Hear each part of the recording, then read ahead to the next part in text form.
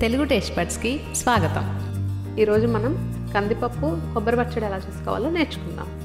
దానికి ప్యాన్లో కొంచెం కందిపప్పు వేసుకోండి. ఇక్కడ నేను ఎర్ర కందిపప్పు వాడుతున్నాను, మీరు ఏ కందిపప్పు అయినా వాడుకోవచ్చు. వాటిని బాగా ఫ్రై చేసుకోవాలి. ఇవి బాగా ఫ్రై అయ్యాయి కదా, ఇప్పుడు ఇవి పక్కన పెట్టుకోండి. నెక్స్ట్ కొంచెం ఆయిల్ యాడ్ చేసుకోండి. దాంట్లో కొంచెం జీలకర్ర వేసుకోండి. తర్వాత కొన్ని ఎండుమిర్చి వేసుకోండి. ఇప్పుడు ఇవంతా బాగా ఫ్రై చేసుకోవాలి.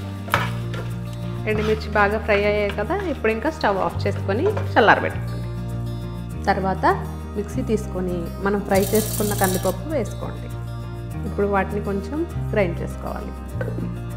కందిపప్పు అలా మిక్సీ వేసుకున్న తర్వాత దాంట్లో మనం ఫ్రై చేసి పెట్టుకున్న మిర్చి యాడ్ చేసుకోవాలి. దీంట్లో చిన్న చిన్న ముక్కలుగా కట్ చేసుకున్న కొబ్బరి యాడ్ చేసుకోండి. మీరు కొబ్బరిని సపరేట్గా మిక్సీ వేసుకొని కూడా ఇందులో వేసుకోవచ్చు. కొంచెం చింతపండు వేసుకోండి, కొంచెం సాల్ట్ వేసుకోండి, దీంట్లో కొంచెం వెల్లుల్లి వేసుకోండి. ఇప్పుడు వీటిని కూడా బాగా గ్రైండ్ చేసుకోండి. మిక్సీ వేసుకున్న తర్వాత దీన్ని ఒక బౌల్లోకి తీసుకోండి. తర్వాత దీన్ని పోపు పెట్టుకుందాం.